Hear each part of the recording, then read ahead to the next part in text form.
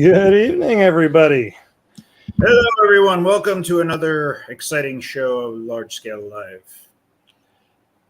For some reason, I just got flashbacks of Dackman saying the name and it being different every time. I still love you, Sean. So we hope everybody has had a good couple of weeks, 3 weeks, 4 weeks, whatever it's been since the last time we were on. Well, I think it's been 3 because next week would have been 4th week. That's right. We moved it up. Yep. Because Turkey Day is coming up. Yep. And I'm looking to see here. Lots of people in the chats. So I was looking to see if someone had, I thought I'd seen a question or something, but nope, just everybody chatting going on in that chat tonight. Yeah. All right, so let's see. What do we have to start with? You want to start with our sponsor? We could always do that.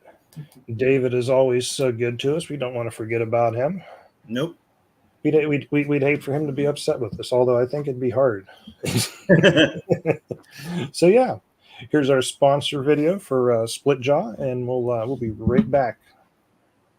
The following episode of Large Scale Live is brought to you by Split Jaw, makers of quality metal products for the G-scale modeling world.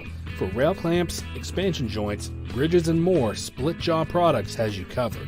For more information, visit their website at www.railclamp.com. So, wait, I want to follow that up with another bit of news. Oh, go for it. So, Split Jaw is going to be coming out with a reversing unit shortly. There's no pictures yet or anything of that sort, but they will be announcing it shortly. Yeah, and I believe from what he had said, it sounded like it was going to have some fine-tuning controls and momentum and different things built into it, if I remember. But we'll have to wait and see on that. We'll see what it comes out with, but he, when he messaged us this afternoon, he said we can mention it on the show tonight. So let's see here. Looking to see what we got for other news to mention.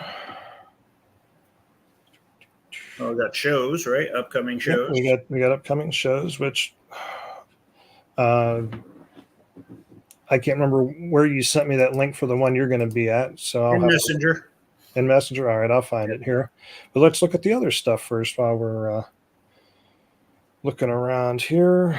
Let's see. So while he's looking, I'll also add.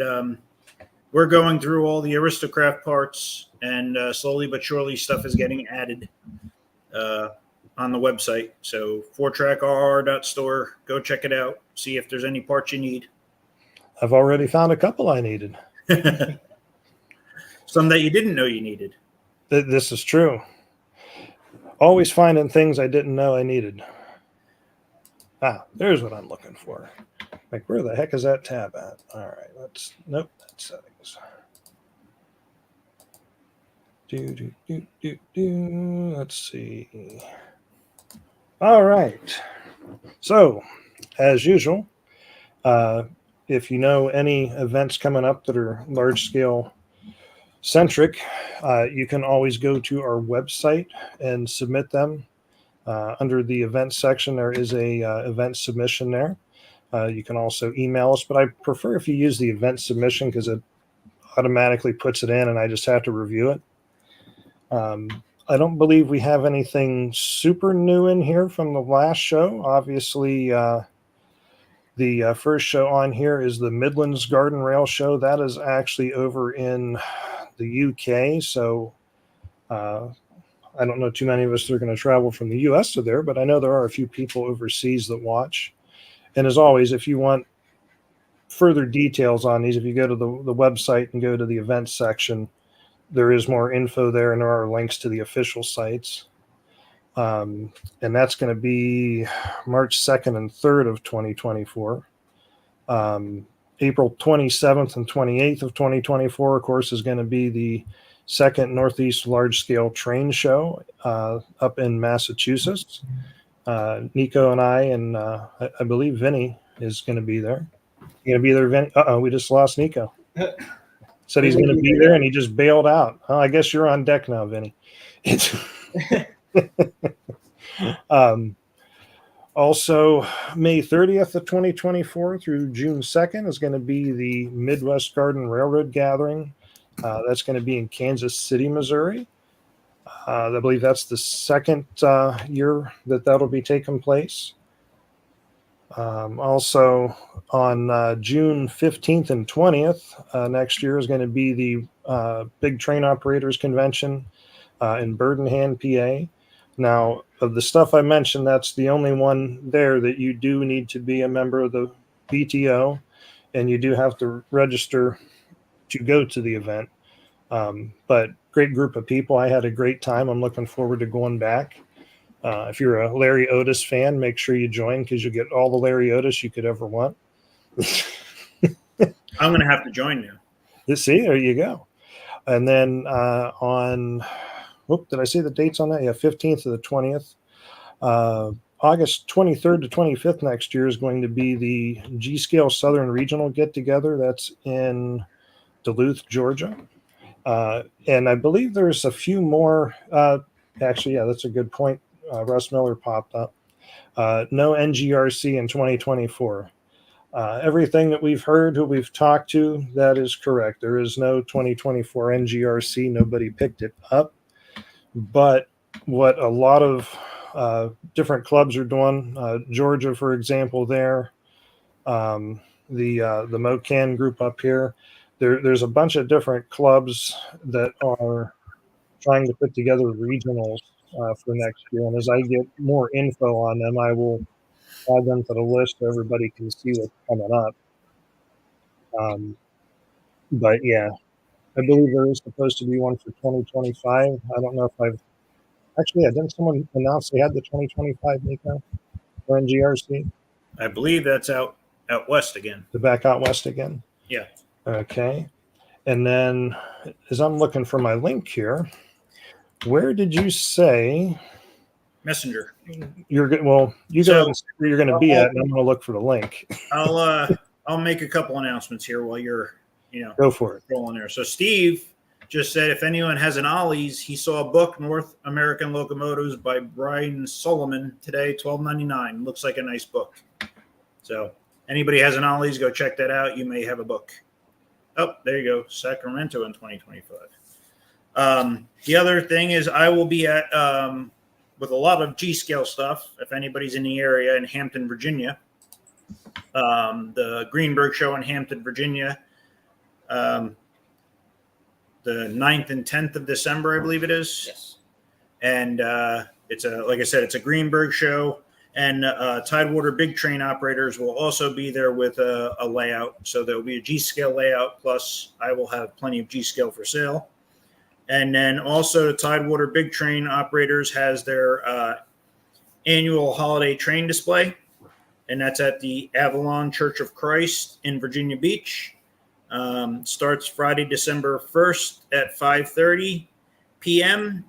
And then there's varying days throughout the months. And I will send a link up to you guys to show, but there will be a QR code there and has all the dates and everything there. So that's just a display, though. That's not nothing for sale, just trains running. The link you sent me is to a Facebook thing. I'm trying to find the actual. It's a Greenberg one. Yeah. Let's see here. I also, as I'm looking for this, I want to mention that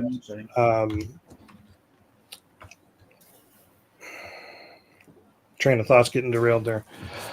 In East Palestine, Ohio, I will be getting together with a few other people, Jonathan Straczynski or Jonathan the Fish Guy, as you know him, and some others to do a train display.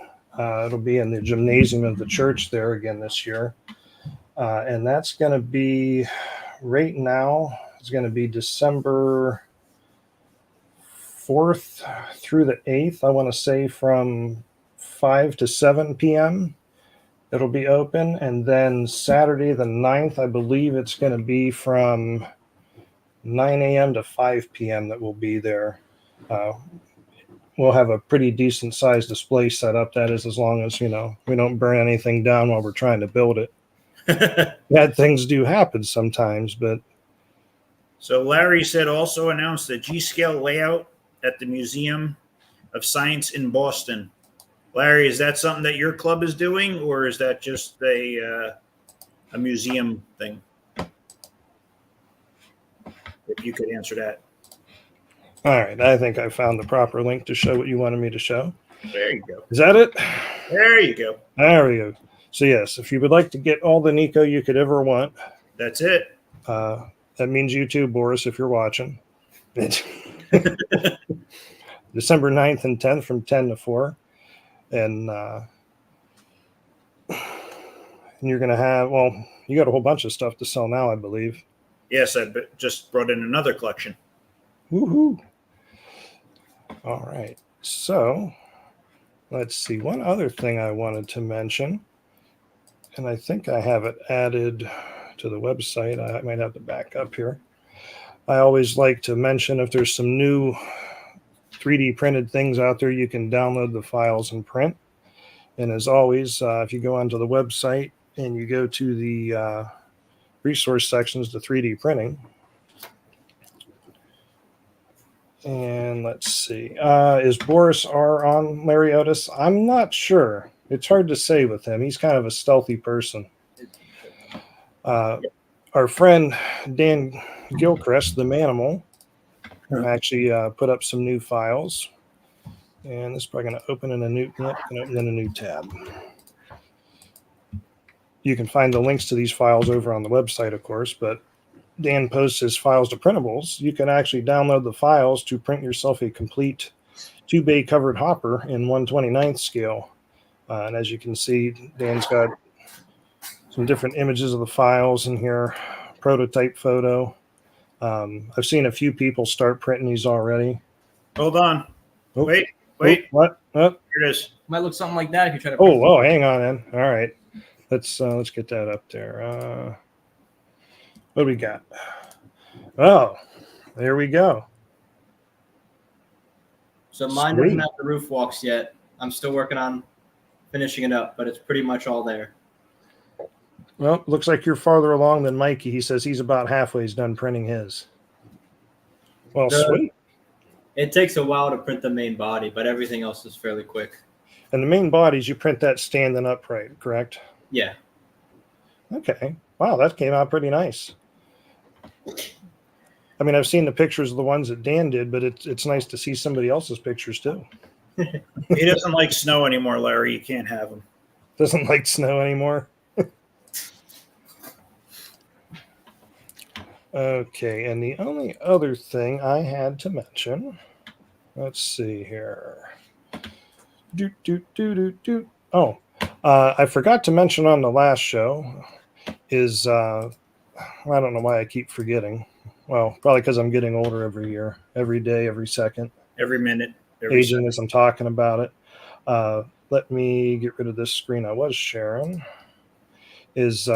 I forgot to mention the winners of the photo contest for the 2 Facebook groups that I have from last month. I always like to try and mention that. So let me share those tabs. Oop. Andrew likes to do a lot of clicking. A lot of clicking all around. So this photo here, let me find my tag here. That is from the large scale trains group that I have on Facebook. That is Marina. Her and Oliver were over. When was RLD? I'm trying to remember now, Nico. End of September. End of September.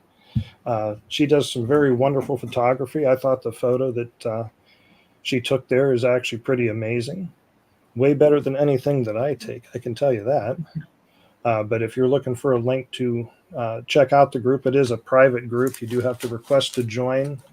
And there are some, what I find, simple membership questions to answer to just kind of keep spammers out of the group. So you do need to make sure you answer the questions when you go to join. But you can see the URL for it down there, but there's also a link to it in the description of the video.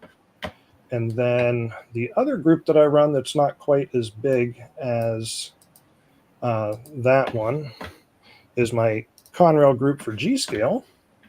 And our Was friend, it just you and Kyle? no, I think Mark and Charlie are like the gods in that group of the Conrail photos. Mark gets an extra mark though, because he's got the nicest Conrail railroad that's not in the U.S. I'm not going to say where at, but it's not in the U.S. I met him at That's right, you did. Yep, at the show I did up in Chantilly, Virginia. Yeah, I did not get to meet him. I hope to one day. Yep. I always chat with him. He seems like a super nice guy. Yep, he is very nice. And then let's see. Oh, I did get a couple of photos when I sent out the email newsletter, which, if you're not aware, you can also go to the website and you'll find the section where you can sign up for the newsletter, where I send out a reminder for the upcoming shows. And I'll also include if I have any info on new products and stuff there as well. But I had a viewer that wanted to send me some photos when he heard we were going to be talking about RC systems.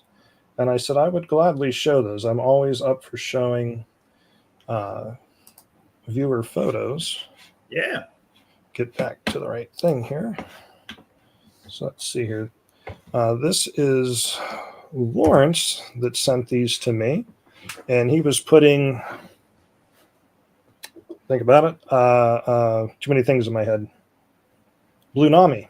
I was going to say Blue Nami, but Yeah, Blue Nami into his locomotive. And actually, let me put his name up there so he gets credit. So he sent me a couple photos of what he was doing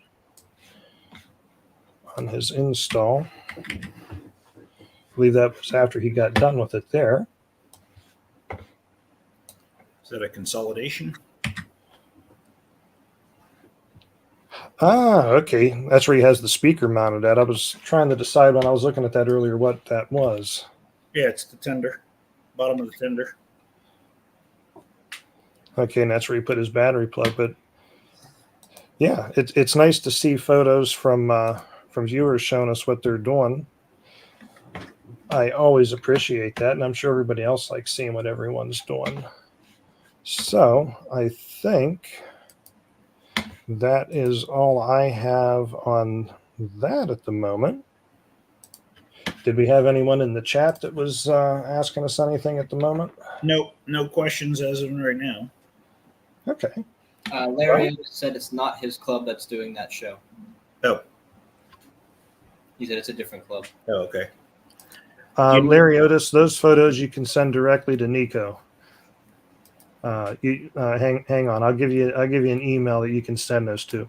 Larry Otis, send those photos to Nico at 4trackrr@gmail.com. I will gladly accept them, Larry. I love you, buddy. So,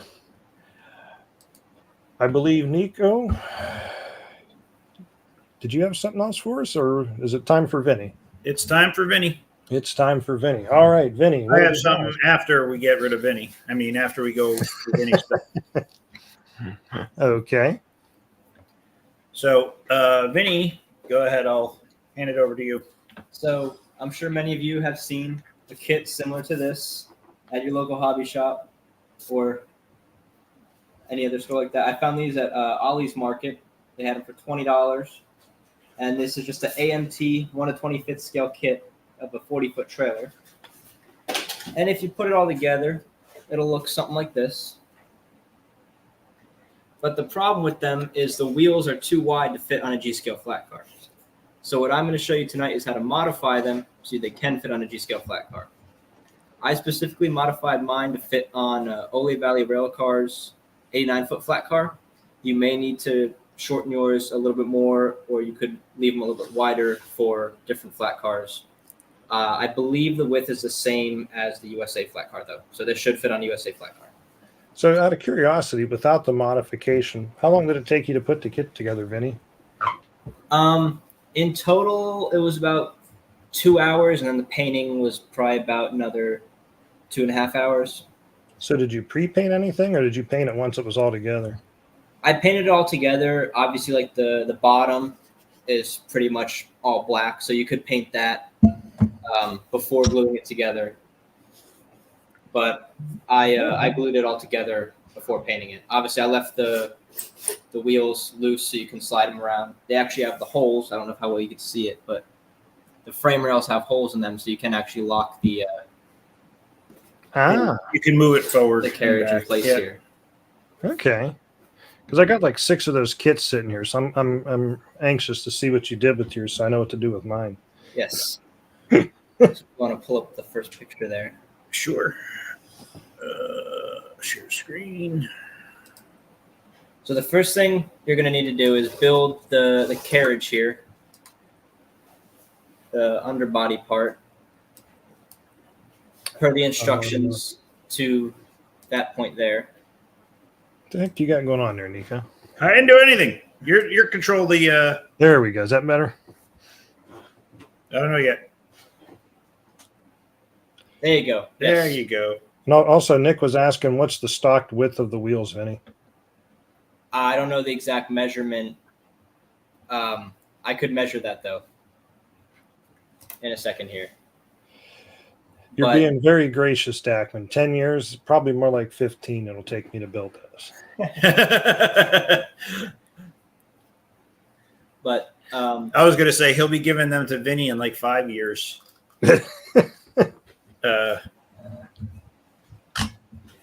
the stock width of the wheels is a little over 4 inches, Okay. which is too wide for the flat car. So first thing you're going to do is build the undercarriage here per the instructions to the point of the first photo I have on the screen here. Show the next picture. So that is built completely per the instructions. And then what you're going to want to do is cut it in half. I cut it right down the center. I did. There it goes. It didn't go. You don't have to cut it right down the center. I did another one where I cut it off to the side. It really doesn't matter where you cut it. You just have to cut it somewhere on those parts there, the cross sections there. There. Yeah, everywhere where you see the cuts kind of go in there. And then you need to cut off 1/4 inch Next.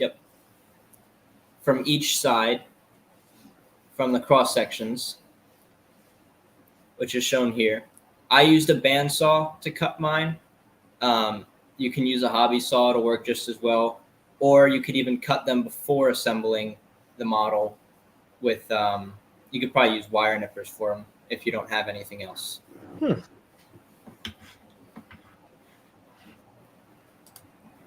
Then simply just glue the carriage back together. So you could see the width difference here as opposed to. Oh, sorry. One too far. You can see how wide it is here. And then how far it went back to there. So it's a 1/2 inch thinner than the stock model. Wigwag, I don't know if I would use a Dremel for that. You'd probably melt the plastic. Yeah, this is a very thin, light plastic, so a Dremel tool would just melt it more so than cut it. Yeah. If that's all you have, you could probably get away with it, but you might need to do some sanding before you put it all back together. Okay. So then on the bottom of the trailer where the frame rails go, there's little nubs that help you align them. And the instructions tell you to put the rails on the outside of the nubs. But what you need to do is put them on the inside. And you also need to notch it. You can see a little bit of white where I notched out the plastic there. You need to notch it very slightly. It depends on how accurately you cut the undercarriage there. So I only had to notch mine a little tiny bit there.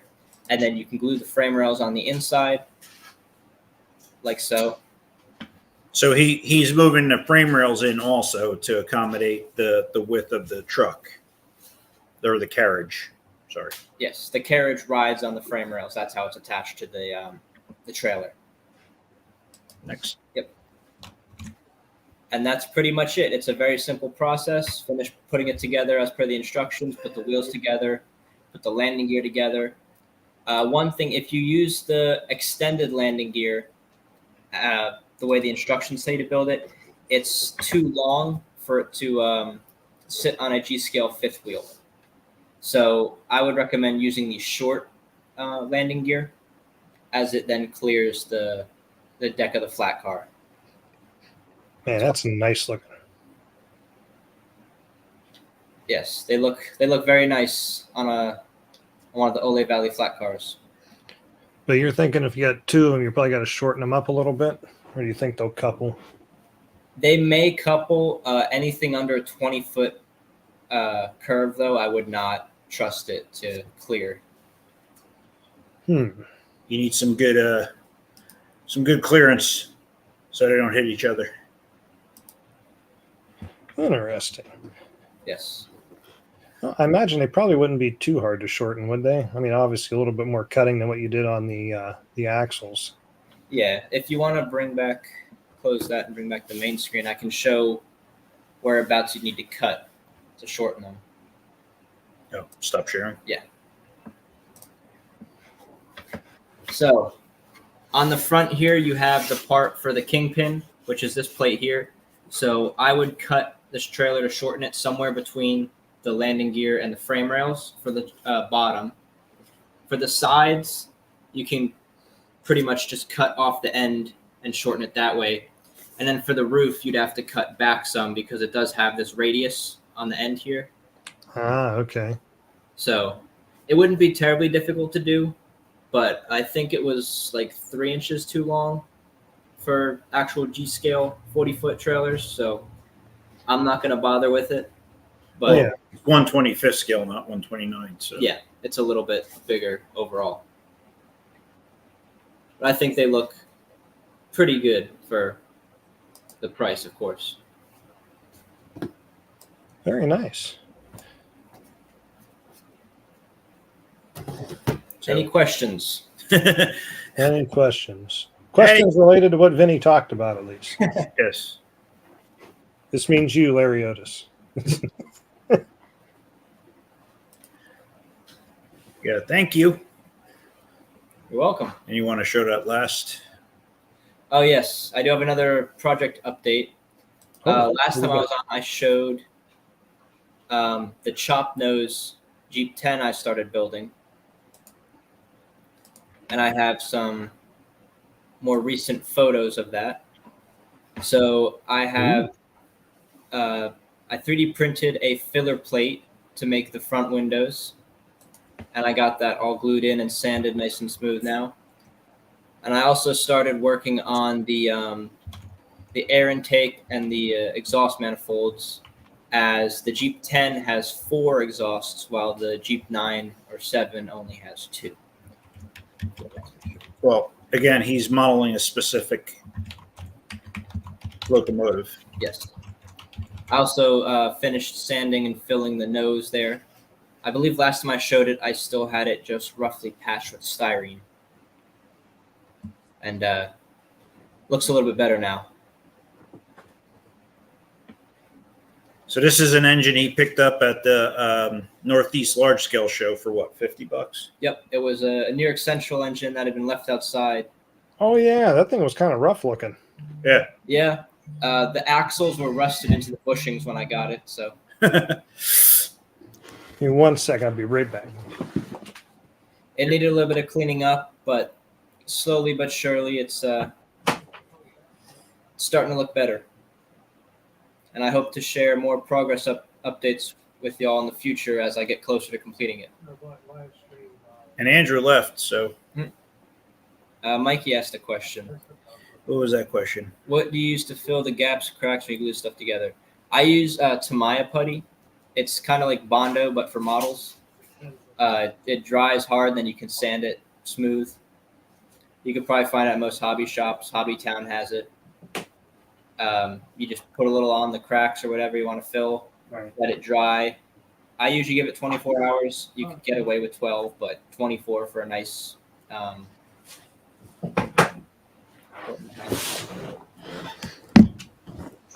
Had a phone call from a guy that sometimes I wonder if he's still alive. I thought I better make sure that I'm getting the call that he's alive and something hasn't happened. Very nice, Vincent. Good so far. Any questions about the GP10 project? There we go.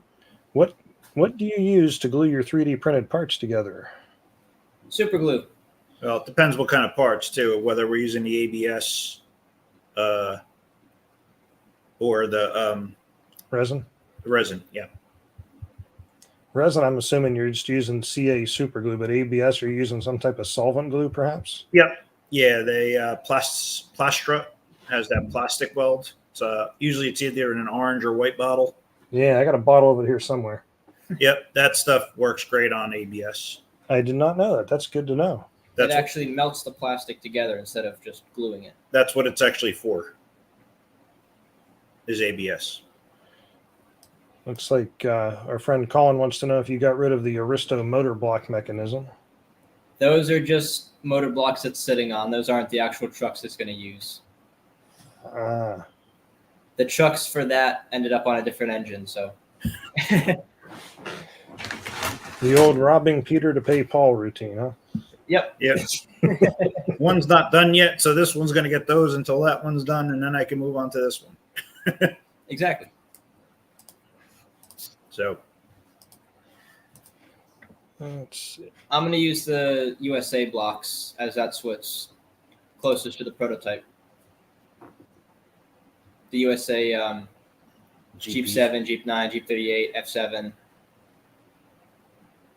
Larry Otis is kind of confusing me there. He says he sometimes uses super glue on plastic kits to fill cracks. You can use super glue as well. I don't like it because of how it sometimes dries almost like rough, and it's a lot harder to move down. yeah, the Tamiya putty's made to be sanded down. Like Vinny said, it's like Bondo. It's meant to be sanded down. Yeah. And Russell Miller says straight mech is the best to melt and bond ABS together, as you were saying. Larry Otis said, Nico, make sure you count your motor blocks. I don't have any USA motor blocks, so I don't have to worry about there. And John wanted to know how your U-boat is coming, Vinny. They're both in. Uh-oh. They're both waiting for handrails to be finished and window glass to be finished because I put the middle post in the window. I have to put the window glass, and I've kind of been procrastinating on doing that a little bit. I know all about procrastinating. You do not have to explain to me.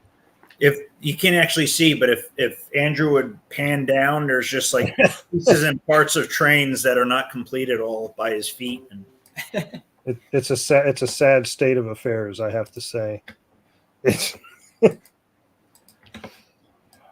So don't send Andrew anything if you want him to put it together or show it on the show in some sort of. Send it to me instead. I'd agree. And Larry Otis, I agree on using super glue to close up wounds for X-Acto knife wounds. I've done that once or twice. Not that I'm saying you should do that. You should seek medical professional advice.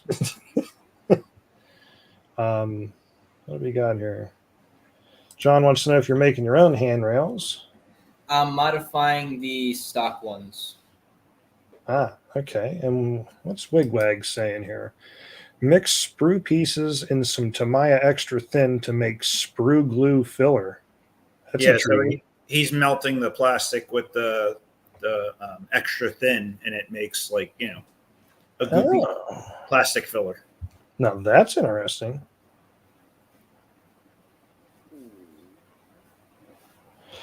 Yeah, you're right, Mike. It only took me a year to put my first Ender printer together. The second Ender behind me, it's only been sitting there for a month and a half as I'm upgrading the hot head on it. I ran out of time one night and I never got back to it. Actually, Brian makes a valid point there. CA was developed as a medical glue. Yes, it was. Did you get an ore card done yet? What's that? Did you get an ore card done yet? No. I had to double check in case I forgot about that. I did not, no. It's one of the reasons why I got to finish putting that back together. Let's see. All right. All right. Any I don't see question anybody for else Vinny pop up. because he's going to skedaddle. Does he have to go? Does I he mean, I feel like, if he donated his hair, like you and I could both have wigs out of it, Yeah. You each get half. Yeah.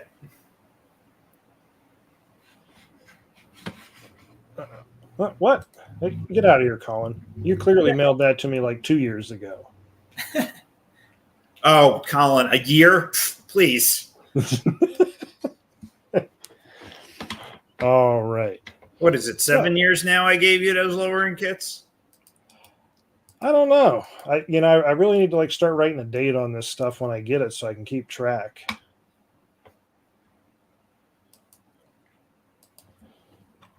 All right. Anybody else got any questions for Vinny before he runs off?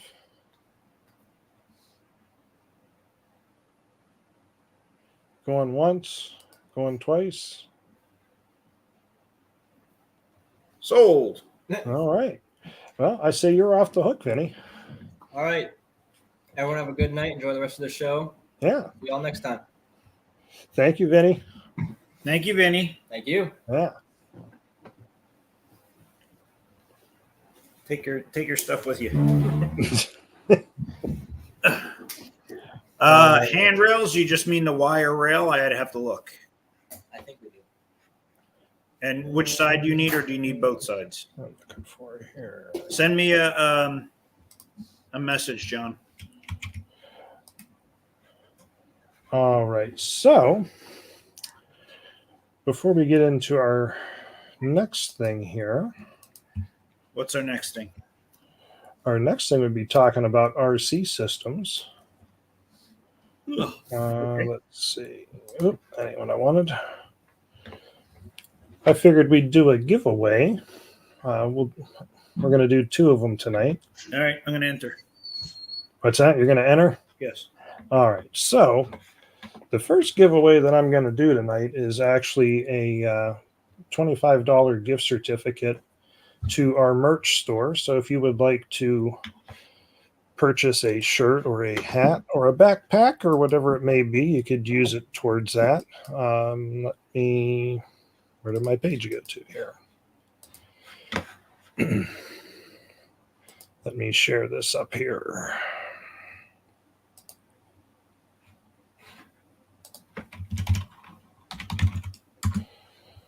This is Manny's favorite part of the show. Whose favorite part of the show? Manny. All right. So Everybody's still waiting for the Nico Got Robbed shirt, as I am. yeah, I got to redo it and try and submit it again because the last time I sent it up to the place that does the merch, they sent it back and said it wasn't a high enough quality image. You will notice that on the merch They said store there's too much glare. Yeah, too much glare. You will notice on the merch store that there is 20% off everything expiring today.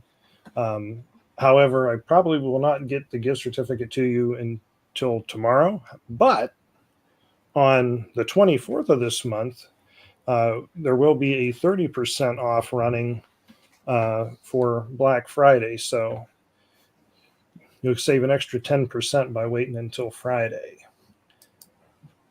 So as I said before, we have all kinds of things in there. Mugs, T-shirts, hats. Nico should probably wear a hat for the glare. There's hoodies in there, magnets, mouse pads, all kinds of good things. So, with that said, I should probably get this up here so I can actually take entries for it. Huh? Oh, what was that? Was that Larry Otis's thong down there? Was there a large scale live Larry Otis thong? I don't think so. There, that's a fanny pack. Oh, I'm sorry. Although I suppose Larry could wear it as a thong. Let's see here.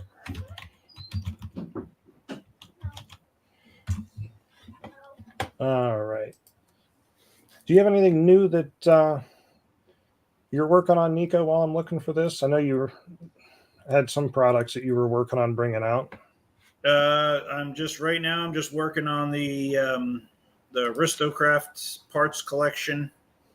I mean, yes, I would love to be working on some of my other ideas, but those have been put on the back burner right now until we catalog all these parts. So sorry, no, I don't.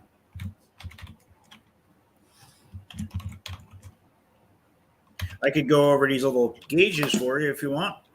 Yeah, that would actually be very helpful.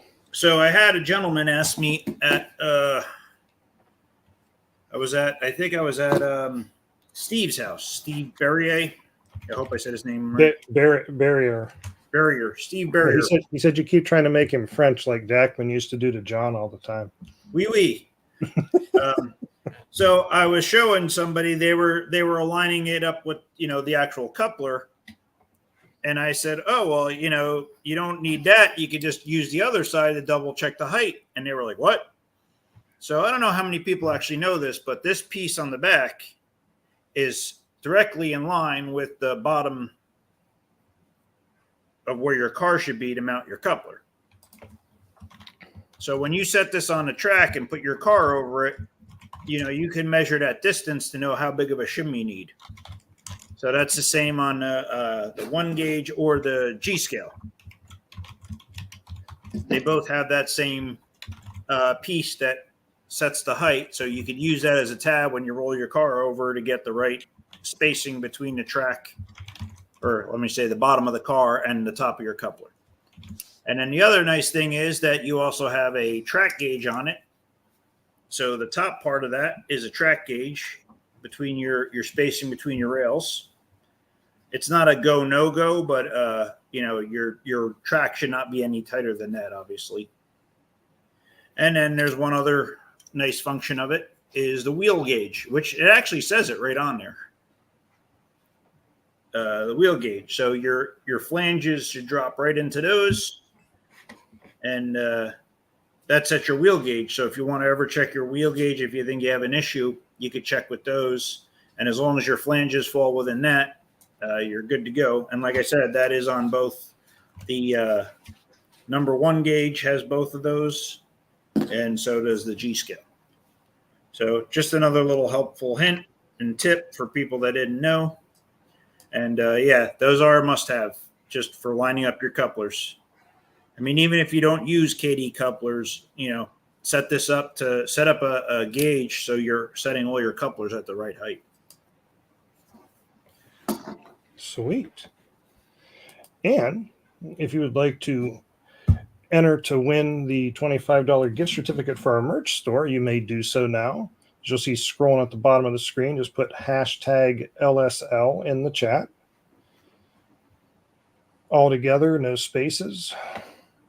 And you will be entered for the drawing. And I see one person that entered. I'm not going to say their name this time because they blamed me for jinxing them last time when I said their name. You know who you are. Somebody put LSK. I just saw that go by. Oh, let's see. Who did that?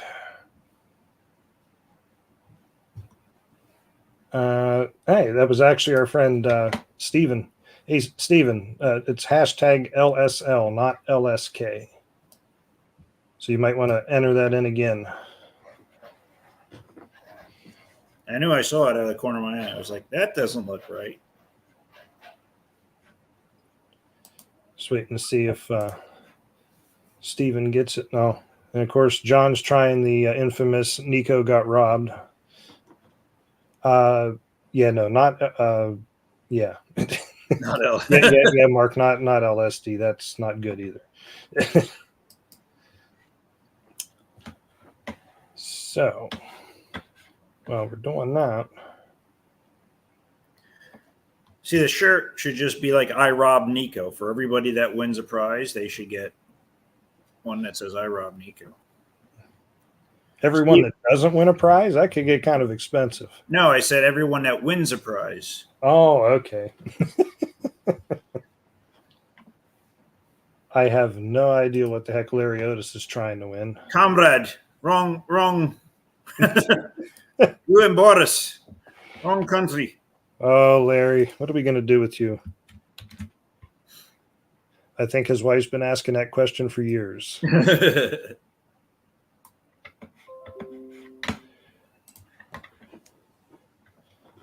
Bill Lynch says you need the Gilligan hat, Nico. Yep. Great.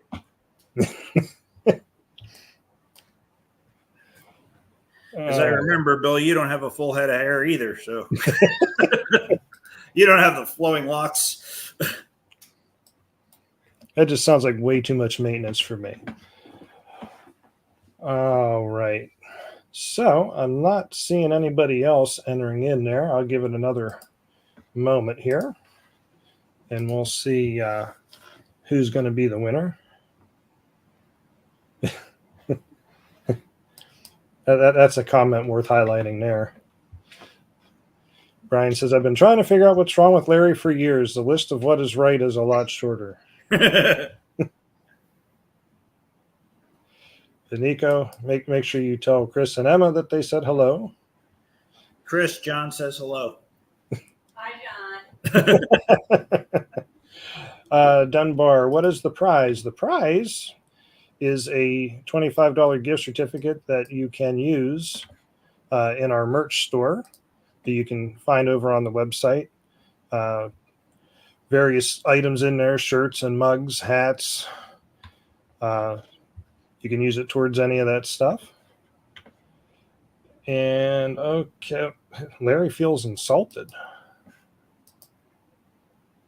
I don't know if that was possible. Stop lying, Larry. All right, so let's see here. Who is going to be our lucky winner tonight? I just have to share the right thing here. Share it. Sharing is caring. Is that what you said? Yes. All right. So if you have not entered it in already, you're late, but don't worry, we will have another giveaway towards the end of the show tonight, so you won't be completely out of luck. So let's see who's going to be our lucky winner tonight for our merch store giveaway. Who is it? And who's going to be the Nico that got robbed tonight? Oh, looks like Kyle got robbed. I'm so sorry, Kyle, that you got robbed. You were the official Nico. But Len is our lucky winner tonight. And all you need to do, Len, is I'll put the email there at the bottom of the screen, is shoot us an email, info@largescaletrains.com. Just give me the your contact info. I don't know that I need a mailing address for you because it's just an e-certificate, so I can email that to you, but just send me an email with your name and let me know what it was that you won tonight, since we'll have another giveaway later, and I will get that off to you sometime tomorrow. Congratulations, Len, for not getting robbed. Yeah, congratulations for not getting robbed like Nico. All right, so let's see. What was it we were going to talk about? I know. We were going to talk about RC control systems.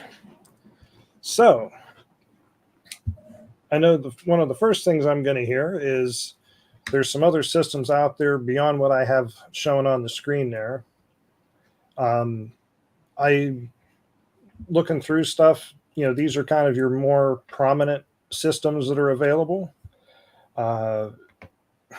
I could have kept going and finding more and more obscure systems that are out there.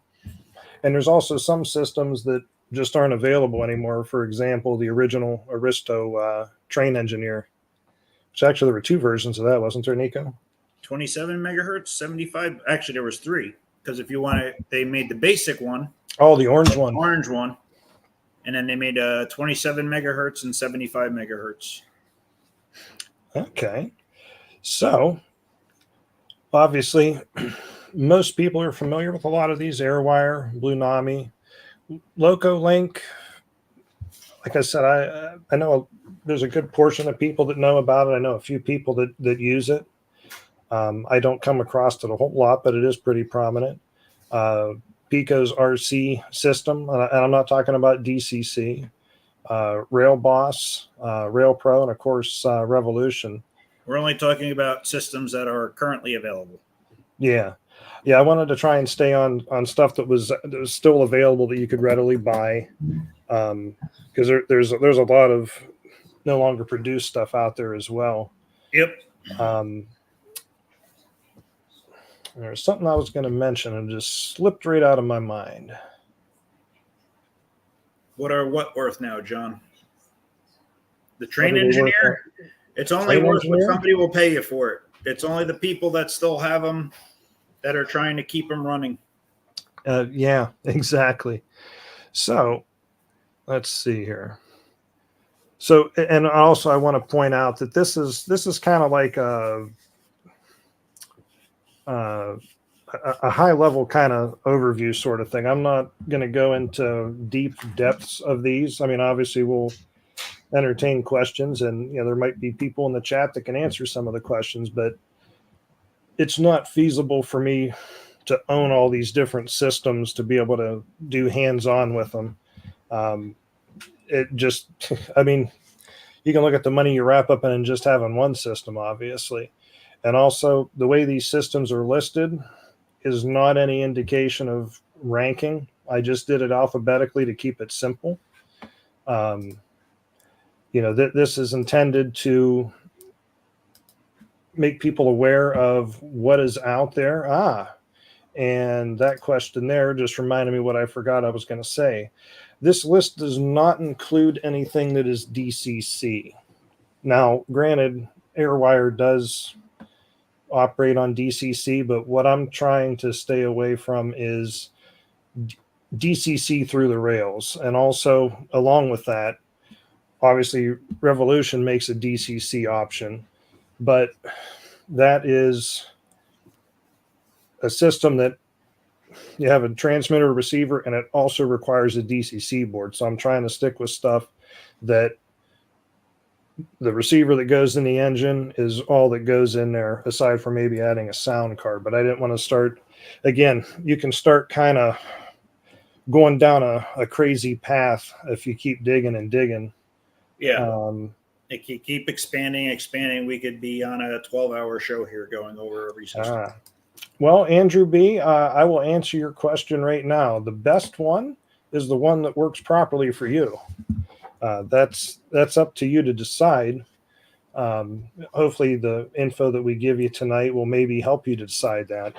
But I try to stay away from telling people this is what you need to go to. And Joseph Lipinski says Rail Pro can do DCC as well. I'm not quite sure what you mean on that one, Joseph. I know we talked about this before at some point, but do they have a board that can speak to the DCC board? I don't know if it's really that great of an explanation, Larry, but thank you. And yes, as Tom mentioned there, RLD Hobbies will have the day after Thanksgiving, we'll be having their holiday sale going on. I believe it's 10% off. That's not what he says there, but okay. The RLD sale started the day after. Oh, all right. Well, I guess if you're looking to order something from RLD, they will be having a sale the day after Thanksgiving, and I think it's 10% off orders of 200 or 250 or more, perhaps. I'd have to look. And so they all said correct on DCC. It's an option in the remote. Joseph says RailPro can accept DCC commands. Okay, but it doesn't interface. At any rate, at any rate, that's here nor there at the moment, I guess. But so, with that said, again, alphabetical here, so I'm not going to. Okay. Here, this one has it better. DCC can control a RailPro board. RailPro cannot control a DCC decoder. I feel more confused now. Yes. So now, one thing I'll say off of the info that I have collected on these various systems, I did my best to find the info. A lot of these, you go to their site, a lot of this info is not front and center. I had to dig for some of it. So, take this as a high level. Make sure you do a little bit of your own research, before you implement whichever system you would choose to go with. I wish it was easier to find the stuff on this, but I did the best that I could. AirWire I have never used, except for maybe once. I should take that back. But everything I could find on that, and it seems like it varies depending on which one of the transmitters you have, which is what you see to the left of the there. The larger one that they make, from what I found, it sounds like it can hold up to 16 locomotives on its memory. If there's someone in the chat that knows AirWire a little bit better and can elaborate on what you can hold in the transmitter, please drop it in the chat. But I know the Pro transmitter you see there will hold 16, and from what AirWire's site states, the non-Pro one I believe holds 2. It looks like the receivers, from what I could find, have about a 5 amp max on them, which from what I've seen seems to be kind of standard. I mean, that should handle most everything that's in G scale. Now, one thing to note with AirWire, they do have a like kind of a universal board, but they do offer a lot of specific drop-in boards, mainly for USA Trains locomotives that you pretty much, trying to think, Nico, you just pretty much unplug the USA main board, Yep. toss it out, plug in all the wires for the Rail Pro, and you're off to go. That's now, a common theme. Or not Rail Pro, AirWire. God, I'm going to do that a million times tonight, aren't I? Yes. There is no built-in sound in AirWire. For the longest time, they were set up to use Phoenix boards. The newer ones coming out, from my understanding, is they have what they call the X drive built into them. They will work with Phoenix boards as well as most DCC boards. And my understanding on how it works is the DCC boards plug in just for the sound capabilities. So you're using it as just a sound card. Right. People were buying like HO DCC decoders. Yeah. Sound decoders and using those. And of course, that's where the external triggers for operating relays and other sound cards come in. That is kind of a valid point that our friend Manny's mentioning there. There's some people with AirWire that, have never seen issues with it, some that have. I don't know if it's just maybe the older ones, but they do run on I believe, an unlicensed frequency that can have some interference.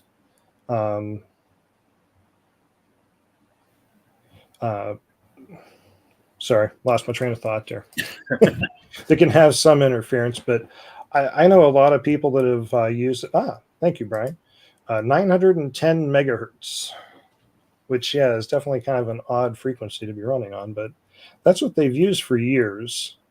Now, as far as advertised range, the best I could find, and it may vary with the older transmitters and boards and stuff, is about 150 feet is what I'm showing you should be able to get. And with any of these, it's going to vary based on the installation. If you have it inside of a USA Hudson or Big Boy or a GG1 that has an all-metal shell and you don't have an antenna extension, the range is going to be shortened up quite a bit.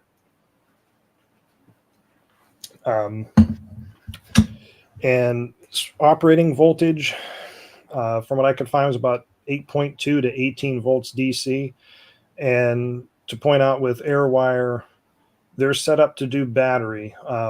They're not set up to do like fixed voltage pickup from the track. Are there ways you can do it? by adding other components, yes, but nothing that AirWire officially supports or offers to be able to do it. And of course, another important function for AirWire is that you're able to do consisting and run multiple locomotives together with it.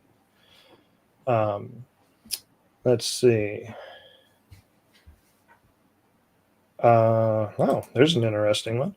Brian says if you crank up the output power on the T5000 handheld with an external antenna receiver, you can get a 200-foot maximum.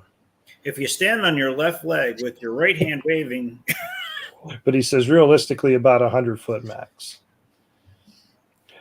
And I'd like to point out, if I laugh at some jokes or something here or there are no indications of how I feel about any of these products. I'm just trying to give a neutral overview of this. with any of these products or with any product that, sends a signal through the air, there are multiple factors that can decrease signal strength.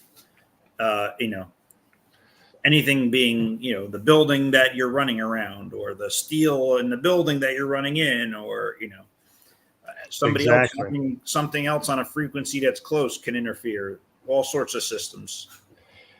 All right. Yeah, exactly.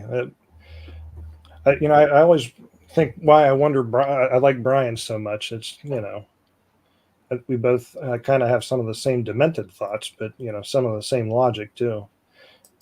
And Manny agrees with you as well. Yeah, see? Yeah, there's pros and cons to all of these. That's why I can't, it's what works best for you. But we'll move on from the AirWire there. I mean, we can come back if someone has any questions. The best thing I could say is for people, look at the features. If the features are what you want and the price point fits in with what you want to do, or the features fit in with what you want to do and the price point is, fits your budget, that's probably the right system for you. Yeah. So next on our list here is Blue Nami, which has definitely been picking up a lot of people. Obviously, with Blue Nami, there is no transmitter for you to buy in essence. I mean, for the most part, everybody's got a phone in their pocket, unless you're rocking a BlackBerry or a Palm Pilot or something goofy. You're going to have an Android or an iPhone in your pocket, and they do have an app for both of those now. I like what Joseph said. Best thing is find another G-scaler with a system and try it. That is true. That's how I got started. A friend of mine said, "Here, try out my radio control." I said, "Oh, cool." And as I was hitting the all stop button, they said, "Whatever you don't hit," and I snapped the coupler on the last one of his cars when they all slammed together. So before you hand off, that was the last time I ever let Andrew use my radio control system. So by all means, let someone else try your system out, but make sure you explain all the instructions before you hand it to them. So so with Blue Nami, you can use their app with it. Now, I was trying to find out earlier, being that it's app based, as far as like storage, the amount of locomotives it can hold. And from what I could find, wow, we need a lot of water tonight. It seems that Blue Nami potentially, basically just when you turn it on, it scans for the boards. Like, it doesn't really need to store anything in the app. All the info and everything is stored in the board itself, all the settings in that. From what I could see, they do have a 4 amp maximum on them, which again should be more than enough for anything in G. There is sound built into these receivers. If you check out the Soundtrack's Blue Nami website, that's what I forgot to do. I should have put links in the descriptions of the video and that for the different websites for the manufacturers. I'll have to update that later. But if you check out their site, you'll see there's actually a ton of different sound files available for Blue Nami, varying steam, diesel, specific sounds. It seems like a lot of people, good grief, there goes my mind again. a lot of people seem to think it's got pretty decent sound. I have yet to try it myself. Again, I don't know. I've debated about buying one to play with it just to see how it works, but I don't know. It can get kind of expensive trying to purchase all these different systems, but along with that, the sounds are upgradable on it. There's our friend from the Infinity Hobbies channel, Carrie. Says, I use multiple systems. Blunami has so many prime movers, whistles, and bell sounds. Easy to use and change sounds in seconds. Impossible with others. Well, it's possible to change sounds with others, but probably not as quickly as you're doing it with Blunami. It does have external triggers if you want to use relays or other sound cards. And when I say relays, there's a lot of different things you could do, but typically, you're going to use a relay if you're turning smoke units on and off, because you're not going to run the voltages, the voltage that runs through those through your card, or you're going to fry it. Oh, you mean trigger? I got you. What's that? I wasn't following you there for a second, but now I understand. Oh, okay. And our friend Rex says they sound terrific. Said he heard one for the first time the other day. There was a gentleman running one at Steve's house.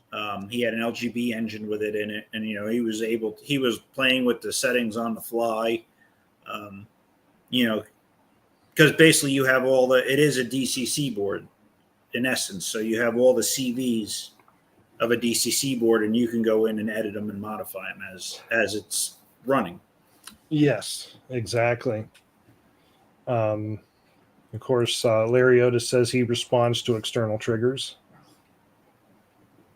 Larry Otis is an external trigger. And our friend Bruce says he has one on a 44 tonner and it runs great. The chat moves up. I guess I did click the right one. Our friend Manny saying Blunami is a fun option. Sound options are great as well. Just don't like other folks using my iPhone. And that is going to be probably a hang up for a lot of people, is, using your phone to run it or your iPad. And yes, to answer your question, Tom, yeah, it does work with Android now. I did check the Android App Store before the show, and it is in there to download now. You can always buy, though, like I see people saying, that using your phone or your iPad, you could always buy a used iPhone or, an older version and just use it specifically for this. Because it is just Bluetooth. It's not, you don't need any other signal. Now, if you go online and you pop into Google and do a search, a system that I don't have listed on here tonight, because it requires additional DCC boards in that. There's a system out there called Stanton S-Cab. But if you do a Google search, there's someone that did a write-up where they were actually able to use a Stanton S-Cab transmitter to control a Blunami board. It's not like a simple, you just connect it and go. Like, he had to change some physical pieces, but it's an interesting concept piece that he was actually able to do that. Now, from what I could find on range, Blunami's saying about 100-foot advertised range. Now, one thing I will point out on that, Blunami is using Bluetooth, which is still radio frequency. But the version of Bluetooth that's in the phone that you're using and the strength of the antenna that's in your phone for Bluetooth is going to ultimately affect your range. With the other systems that use their own proprietary transmitters, they can kind of control that advertised range a little bit better. But using your phone, especially depending on how you're holding your phone, if you're holding your hand in the right spot, you could be covering where the Bluetooth antenna is at. So it could vary some. Or use a spouse's device. You gotta read the first part. Oh, buy an older iPhone and don't put personal info on. Yeah, yes. Or use your spouse's device. Or use your spouse's device. There's Chris Dixon. He says he's been about 150 feet away. He says maybe about a 2-second delay at 180 feet it lost connectivity. So that's good to know. What kind of device was he using, though? That's the other. I'm guessing he's probably using the current generation iPhone from what I can remember, but I'm sure he can drop that in the chat if he likes. So, like I said, the N Scale Club that we used to belong to had, you could use your phone to with the DCC system. Yeah, with the DCC system, you download the controller and you could use your phone. But I always found I wanted to take a video of my train and then I couldn't do it because I'm using my phone to control the train. So it was always. So I ended up buying my own handheld anyway. Yeah. From what I could find on operating voltage for Blue Nami, it looks like it'll handle anywhere from 7 to 27 volts DC. Now, keep in mind, Blue Nami makes boards for different scales. You got to make sure you're buying a Blue Nami board that is 4G, because I'm pretty sure the ones they make for the smaller scales probably don't handle 27 volts being piped through them, but I could be wrong on that. They're all, of course, this is, I just lost the company. The company that makes Blue Nami. Soundtracks. Soundtracks, thank you. I was going to say Sierra, but Sierra Soundtracks, right? That was their G-Scale. Yes, I believe that's. They used to make the old G-Scale boards. Michael, that's a good question on that one. Bluetooth extenders, repeaters around the layout. I'm not sure. It's kind of sad. I work in IT, and I honestly can't tell you if I've ever seen Bluetooth extenders or repeaters. Yeah, I hear you, Nicholas. 4 amps doesn't sound like a lot, but I mean, I don't know. I'm trying to think, Nico. On average, what's a G-scale locomotive usually pull? Is it 4 amps? Yeah, 4 amps is okay. I mean, most of them are 5 amps for the larger locomotives, like Dash 9s and. Yeah, but I've seen some people installing them in the USA diesels and that, and they haven't had any issues. I mean, realistically, it's the spike when it first starts, and then it kind of ramps back down to 2.5, 3 amps. Yeah, but it's that initial spike when you're starting the motors, or if there's any, as you load engines up pulling cars, then that's when you'll see the larger draws. Just so you're aware, John, this is nothing but H2O water in here. This is nothing but H2O vodka in here. H2O vodka. And of course, you can do battery, and you can do fixed voltage track power with Blue Nami as well. I know most people that want to go to radio control want to go to onboard battery, but sometimes when you're first migrating into it and you don't have to have the expensive batteries, it is nice that it'll be able to do track power as well. And of course, it does do consisting of multiple locomotives. I'm not sure what or if any limitations there are on consisting with that. I haven't heard anybody come up with any issues on that yet, at least. But it does seem like it's a pretty decent system so far.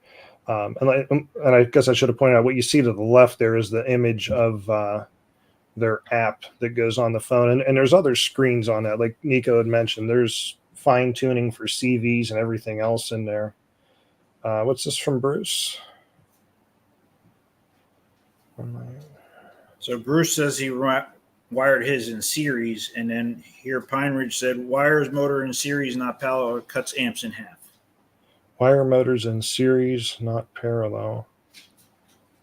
Cuts it. Okay. That's interesting. I really hadn't thought about that.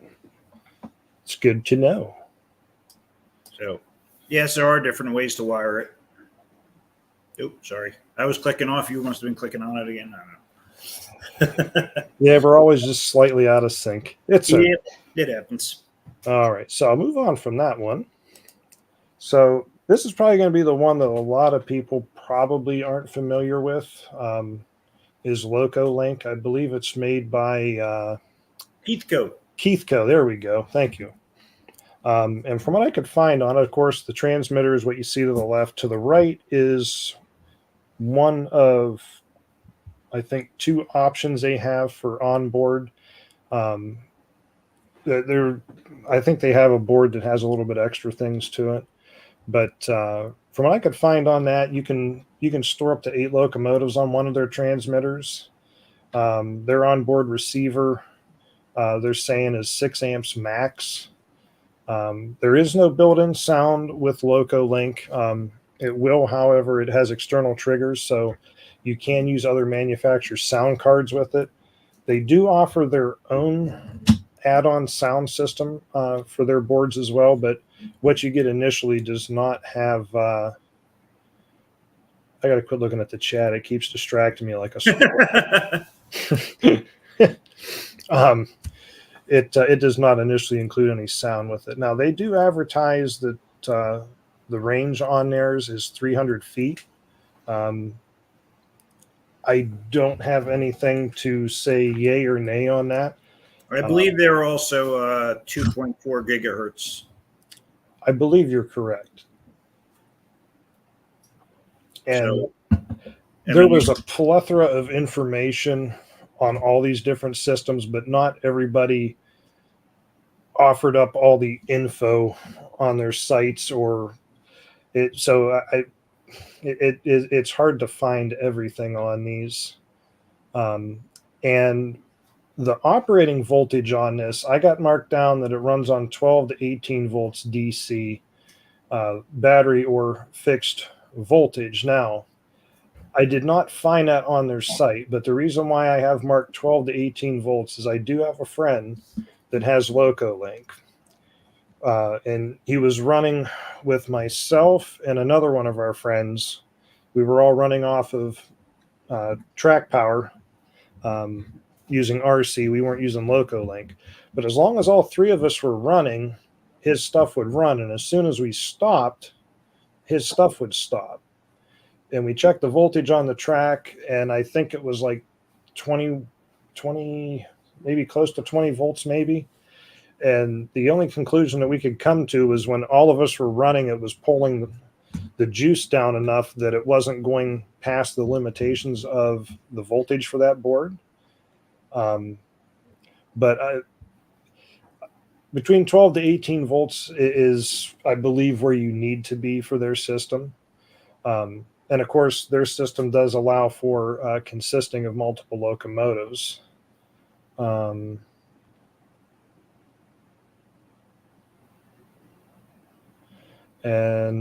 I'm not quite sure what Toy Blocks is talking about here. If Horizon Hobby made Well, Horizon Hobby makes a lot of RC gear. Oh, yeah, okay. So, I mean, because I tinker with the RC cars too. So they make a lot of controllers. So if they made one that would work, it'd be a good. I see. Okay. So 2.4 gigahertz is what this is running on, and also Revo is using. Now, I will say in regards to RC cars, I have seen people that have used RC stuff for RC cars to put radio control into their locomotives, but typically an RC car controller is not the most ideal thing for running your locomotive, unless a lot of guys used to use them. I mean, yeah. back in the day, that's what a lot of people were using to make their battery powered and radio control. So, like I said, LocoLink, it's still available. There's a few people I know of that have it, but I can't offer too much information on it because I just don't have the hands-on experience with it. But it is an established system, and the people that do have it do seem to like it.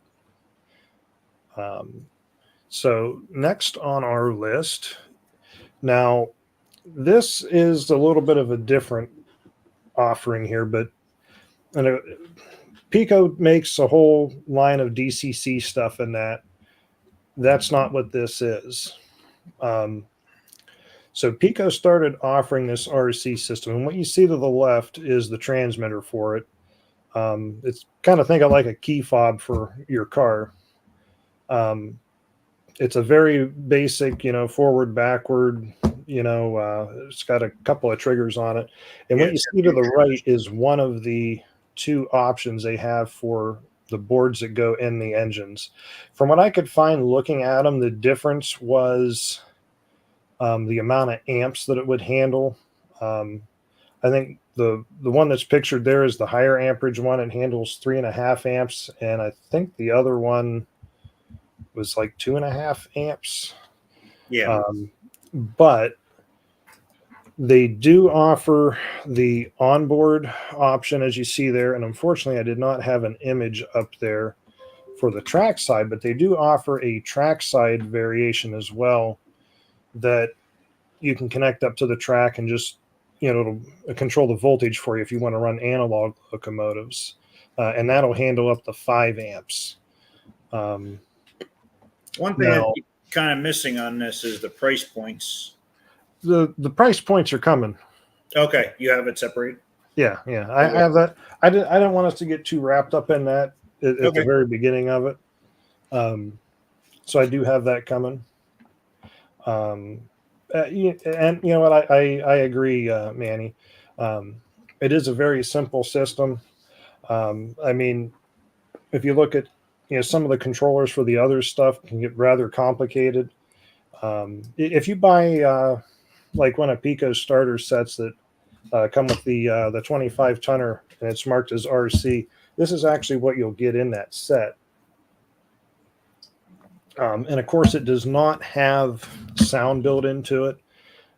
It does have external triggers, but it's only got 2. So it's set up to, work a sound card, the bell and the whistle, or the horn and the bell. They advertise about an 80-foot range on that system. And it's supposed to be able to run on 12 to 24 volts DC. It will do track, fixed voltage, or battery. I do not know why I have listed on there allows consisting of multiple locomotives. That is technically not right. Yeah, I was going to say that's news to me. Yeah, I wish I had a way to just X that out right now. Does not do that. So I believe there's 6 or 8 preset frequencies on that. You can run multiple locomotives separately at the same time with the switches flipped to different frequencies. So technically, if you wanted to run a couple locomotives together, you could flip them all to the same frequency on the board, and you could. So I guess they would all have to be the same locomotive, hopefully running the same speed. Yeah. There's that line wasn't meant to be there. That was my error. So I'll take my punishment from Larry Otis when I see him next. Toy Blocks, yeah. It says, I think the hobby's missing some decent ground up compatibility. A company entering with a universal way to control all their trains that doesn't feel like a toy, is modern, has range, and etc. Yeah, I guess that would probably kind of be all on all of our wish lists, but unfortunately, proprietariness, is that a word? Being proprietary. Yeah, that's what they all keep going for. Except, I mean, it's funny though, like G scale does that, but all the smaller scales with DCC that come in them, you could, DCC is a universal control system. Yeah, the thing is, and even with DCC, there are some, I believe, manufacturers that have like some specific things that only work with their systems, but Yeah. in general, like all the basic functions are supported across them. I appreciate it, Manny. Don't worry. I promise I will mess up again tonight at some point. But Bill Lynch, yeah, a battery car is not a bad option. I use one myself because I run fixed track voltage and take my stuff to people's houses that run only battery, so it does come in handy. I think he's kind of saying like a battery car with a remote in it. If you could change the sounds quickly, like I have some friends that have I two see cars set up, one with diesel and one with steam. And then the aristo-craft, or even they'll run the wires into a USA. Then you plug that right into the aristo-craft engine, put it on battery power, and now you can control the engine, and you have the sounds in that car. So it lessens the cost, the burden of having multiple remote systems. Also, I'd like to give a shout out to my friend Charles Bartle for the inspiration for what I'm doing tonight with this. He actually did a nice presentation back at the BTO convention that was a lot broader than this. His focused on all the various types of control systems between analog and DCC and RC. And after I saw his presentation, I thought, that's not too bad of an ideal. And I'd also like to point out, I did have a couple of people mention to me in the last month that this is something they wanted to see. Andrew B., does the NMRA, dang it, Nico, does the NMRA have standards for large scale like they do for other scales with DCC? That's an interesting question. I think the NMRA has tried to implement standards in the past for large scale, and they got kicked out, I think. I think all the manufacturers kind of turned their noses up to them. All the manufacturers were already doing their own thing, and I think a good example of that is if you buy the dash line that Bachman's making that used to be made by Aristo, you'll find a switch underneath the top cover that flips between NMRA standard and large scale standard. Let's see here. Let's see, what's Michael saying here? A comparison worth considering. How does each system handle things when you pass out of range? Continue obeying last command, deceleration to stop, abruptly stop, some other behavior. That actually it would be a pretty good comparison. I unfortunately don't have the data to give you on that. Well, I know with the Revo, it just keeps going. The Revo does just keep going. Yep. I know RailPro just keeps going. I'm trying to keep from saying anything that tries to skew me one way or the other. I will say that I've noticed with AirWire in the past, and not everybody has seen this, where if it's gotten signal interference or lost connection where stuff is taken off at full speed, I believe that was a side effect that was in a lot of the older AirWire stuff. Keep making sure I say the right thing. The older AirWire stuff. And I think I may have heard someone at some point tell me, what Brian's saying there. AirWire should follow the last command sometimes. I'm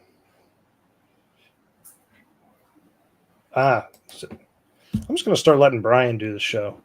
The G2 and G3 boards for AirWire had the runaway problem. Okay, see, I knew it wasn't just in my head. So the Pico they do have a trackside one, right? So yes, I don't have an image of it. Their trackside base unit that I found the picture of is kind of like a gray. It almost looks like the box for their DCC system. And if I had any guess, it's this board that you see to the right. It's just in an enclosure.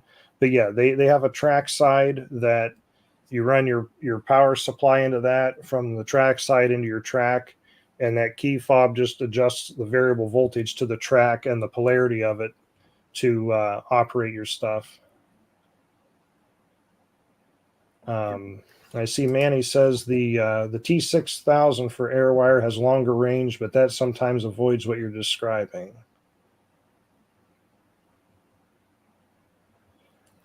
And I'm not doubting you at all, Rex. And I was going to say what system, but I see you answered Revolution. Yeah. However, you can run into an issue with Revolution and Runaways if you really try hard at it.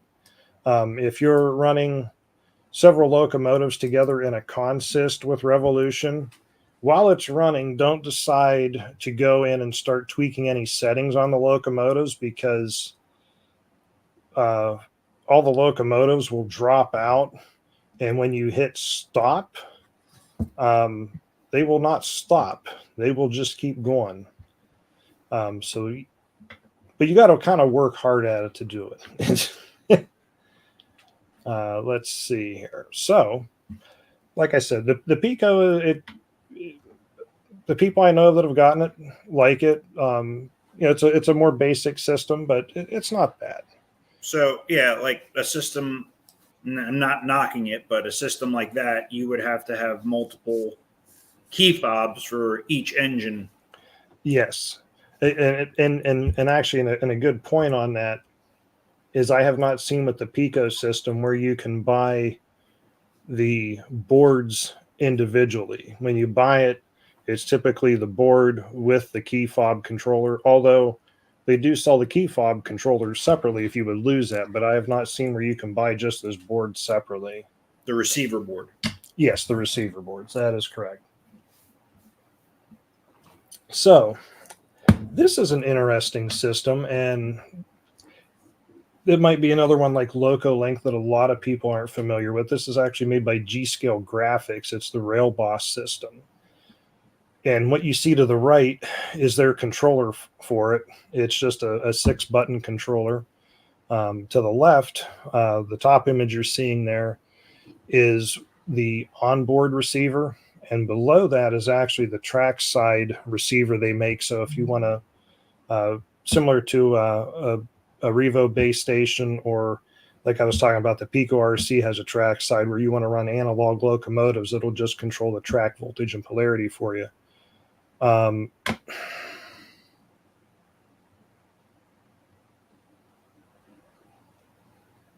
I feel like I messed something up on here. I'm looking here.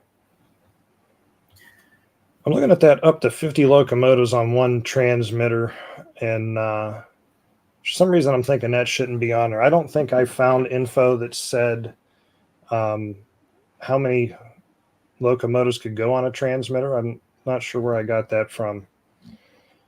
Nico, I need to employ someone. That was Andrew's trains that were running away. My trains were running away? I don't recall that. See, he said we've had a few runaway Revo runaways at Robbie's. I said that was Andrew's that were running. Oh, yeah, okay. If it did, I don't remember it. Yeah, so the 50 locomotives on one transmitter, don't go off of that. The trackside base station was listed. I believe it handles up to 10 amps. Their onboard receiver is 5 amps maximum. There is no built-in sound with RailBoss. Again, it does have external triggers for operating relays and sound cards. They do advertise an 800-foot range on their system, which seems pretty wild to me for distance-wise. For some reason, I'm thinking they're 2.4 gigahertz on their system, but I could be wrong. But I don't have any info to dispute or back up their claim of 800 feet. And I don't know anybody that has this system to be able to ask them. So if there's someone in the chat that does and would like to chime in, please do. I did find that it works on 7 to 25 volts DC, and that's battery or fixed track voltage. And I did see where you can do consisting with this, but I didn't find a whole lot of info on how that worked. Now, again, time is everything, and I'm sure if I spent enough time, I could find out. But unfortunately, I have limited time on some things, and I could not get that info. But again, there are people out there that have it. It does have some features. Their board has like a standard version and like a pro version. This system will actually do stuff such as automated station stops. They also have a feature in their system where if you're running multiple trains on the same track, where the receivers will actually kind of ping off of each other, and it will actually keep the trains spaced out so they don't collide, which is actually kind of unique from any of the other systems that I've looked at. How do they know where they are so they don't collide? I mean, Well, that's what I'm saying. The receivers that are in the... Are you telling a joke or are you asking a question? I'm not no, sure. I'm seriously asking a question because how does it know how long the train is to not collide into the next train? Well, my guess is because the receivers are pinging back and forth to each other, somehow it's probably measuring the amount of time it takes for it to reach. But I could see that, if you have track that folds back over on itself and that would kind of it's kind of skew that. So I'm not 100% sure, but it is a feature they advertise of it.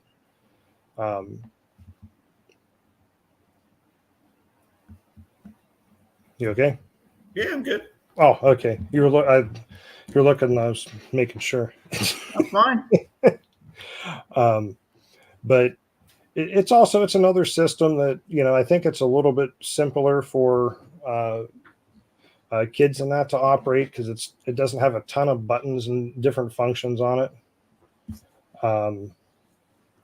Andrew B, positive train control. How about that? Yeah, John said that too. PTC. Oh yeah, I did see John there. PTC. For some reason, I was thinking of the trolley when John said that, but that's PCC, is it not? Yeah. Larry Otis is saying, "Stay awake, Nico." We used to have that problem. We used to have that problem with Dackman. I'm fine. So, moving on from Rail Boss, of course, not too many people are unfamiliar with RailPro at this point, and I'm sure anything and everything I got wrong with listing this, everyone will let me know in the chat. Now, going to the RailPro site, I was having a hard time finding what amperage was the max for their onboard receiver. And RailPro is just onboard. I did not see where they offered any type of trackside base station or anything. But talking to somebody earlier today that does have RailPro, they were reading some info to me off of one of the receivers, and they were saying it was marked on their 8 amps maximum. RailPro does have sound built into their boards. They have a pretty extensive catalog of sound files. To update their sounds, you download them from the site. You then have to plug in your RailPro transmitter via USB to your computer and transfer the sound files over. And then from there, you transfer it from that to the receiver in the Locomotive. Yeah, and you are correct, Mikey. So there's different versions of this receiver, and actually the one that's pictured is probably the older one that Mikey is referring to. The older ones only handled 18 volts, which I think were like an LMS3 or something like that. The newer ones I think are an LMS4. I know I'm getting that wrong. One's a 3, one's a 4. The newer ones will handle up to 28 volts. And I see Toy Blocks gave me a $10 super chat. Wow. Is that what that means? I believe that is what that means. So I would like to say thank you. It says, cheers, 2.4 gigahertz would easily hit 800 foot. Model planes and Heelys needs tons of channels and precision control. Helicopters. That's what I said. Heelys, right? Helis. Helis. Oh, Heelys. I'm thinking Heelys. That's never mind. That's the other thing. Heelys. I'm thinking of Hemis. Those are cars. I'm And he says 2.4 gigahertz controller made for model trains would be excellent. Phone control is cheesy. Yeah, that's, So it depends on what you want, I guess. you get a larger range going up into the sky than you do on the ground. But thank you again, Toy Blocks, for the super chat there. And John says, why are we getting commercials? Like, are you talking like the stream got interrupted and an ad for something came on, John? Because if it did, that's interesting. I know YouTube has fiddled with how advertisement works and stuff. There's always the possibility they automatically turn something on that I wasn't aware of. Well, I'm watching it on YouTube here, and I haven't seen a commercial. Okay. Well, maybe it's just John. He was having a daydream hallucination. Oh, Toy Blocks he's talking about. That's not a commercial, John. He donated money. That's why you okay. Yeah. I see. Yeah. Sorry. No, John. Yeah, it's not. I follow now. No, that something yeah. Super chats are a thing that have been out there for some time. People can donate money to the channel if they so wish. I never ask for them. If people do them, that's wonderful, and I like to thank people, but it's not a requirement by any means. So, all right. Now that we got that sorted out. Yes, Brian. Yep. And seen. Oh, sorry. Yeah, John's unfamiliar with super chats. Use a receiver for 2 units. As long as you stay under the amperage, you can use Could you? Yes. Should you? I'm going to say no. I know some people that do that, but if you're not pulling long trains, you're probably fine. But if you're consisting and you're running a bunch of cars along trains, you could have some issues. But I believe RailPro, if you look at their stuff, they don't recommend you doing it. Oh, good Lord. Well, again, like I said, as long as you are under the amperage draw, you're fine. But like you don't want to, because you put one of these in a -9, you got 4 motors. You put one in a F3 AB, you still have 4 motors. Larry, if you do not have Nico's address for mailing, I'll send it to you. You can donate that directly to him. Gladly, Larry, gladly. But so yeah, sounds upgradable on RailPro. It does have external triggers built into it. For example, if you're going to control your smoke unit with a RailPro board, you're going to need to use a relay trigger. A lot of people will use the smoke control relay boards that are offered with the Revo stuff to do that. I'm sure there's other stuff you can buy from like Mauser in different places. RailPro does advertise 100-foot range on their stuff. I've seen some people have some mixed issues with that. Again, it all depends on where the board's mounted at in the locomotive, if it's something with a metal shell on it or if it's a plastic shell.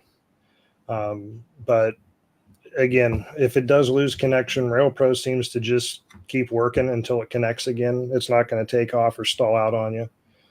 And of course, you can do consisting of multiple locomotives with RailPro. Now, one of the nice things I've seen with RailPro when it comes to consisting is it does seem to you have to, I'm trying to think what they call that. It's kind of like a motor stall test I think you got to do when you're setting up the engines. Yep. And it'll actually allow them to speed match when you're pulling a train. So you don't have to do it manually, which is something really, really nice. That is a very nice feature of the RailPro. Yeah, it is. Because it controls the speed itself. It instead of having to manually go in and do it. Thank you, Joseph. Yes, RailPro will allow you to upload upload custom sounds. I know someone that had a what the heck was that? The Galloping Goose.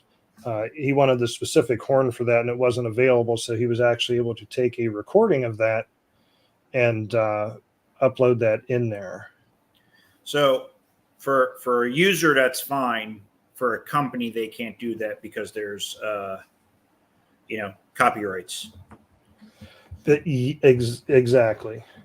When someone is selling you something, they cannot sell you something they don't own. For an end user, a good example is, you can make your own custom t-shirt with any logo on it you so desire. If you're going to sell said shirts with, some other company's logos on it, you need to license them. Yep. And as Manny points out, as you can see in the image of the RailPro transmitter, the remote there, you can see a locomotive on the screen. You can upload Twice on the same word. Upload pictures so that when you're selecting your different locomotives, that you have an image of what you're running. And yes, that's what we were just talking about with the load, setting the load on the motors. Okay, that's what I thought it was. Yep. So, yeah, RailPro is. It seems that a lot of people are enjoying it. Get Andrew. No, you don't want to get me a Red Bull. I get wired up with that. You're trying to tell me I'm falling asleep. At least I can still talk. So, the only thing we got left after that is, of course, Revolution. Revolution will store up to 50 locomotives in their transmitter, which can be a positive or a negative. If you've got more than 50 locomotives, then obviously you're going to have to drop something out, share an address, have another remote. But I got a customer with 47 right now. They're getting there. Yeah. Revolution, if you see that top right image, that's their base station unit for controlling analog track power.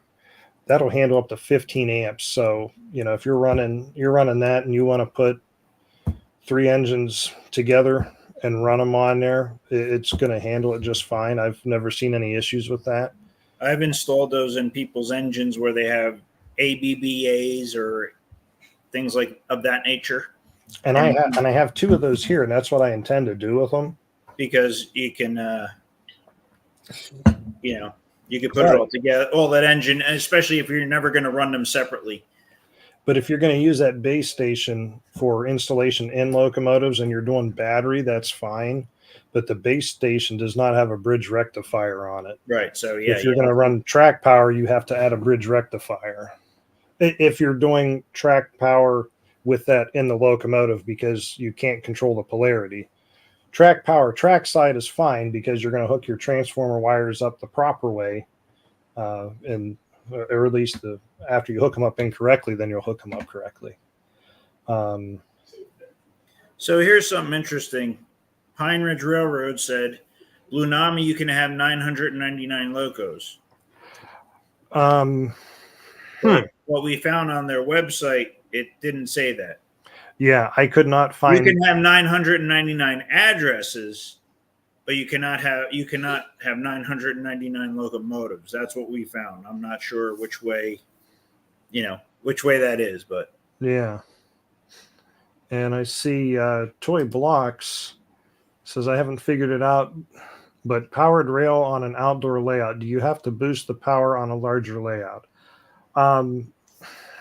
So what I usually do is my feed went out to the middle of my layout, and then I had 4 feeders off of that split, each section, just to have continuous power feeding both directions. And that seemed to, take care of that problem. Some of my friends that have layouts don't have that many feeders. And, as long as they're using rail clamps, I have one feeder to my track outside. Yeah. To one feeder to each, because it's double main. I got one feeder to each. Everything's got clamps on it. I've never had any issues. I mean, I can't think of what size my layout is right now. It's not humongous, but it's not, the smallest layout in the world. Hey, Mike Will. Yeah, so he has more than 50. I forgot about Mike. Sorry, Mike. You So he forgot has about separate Mike. controllers. Oh, He's actually started separating, steam and passenger locos, and separating by freight and passenger. So and putting on separate controllers.